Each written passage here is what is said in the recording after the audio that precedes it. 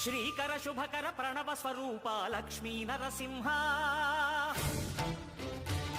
14 లోకములన్నీ మ్రొక్కే జ్వాలా Narasimha. Hello guys, ఇప్పుడు మనం చూస్తున్నది లక్ష్మీ నరసింహస్వామివారి ఆలయం.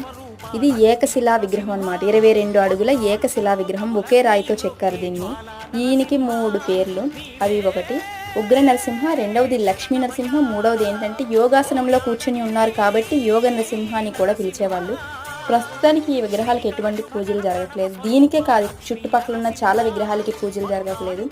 ఎందుకంటే మన హిందూ సాంప్రదాయం ప్రకారం డ్యామేజ్ అయిన విగ్రహాలకి పూజలు చేయకూడదని మన ధర్మశాస్త్రంలో రాసింది.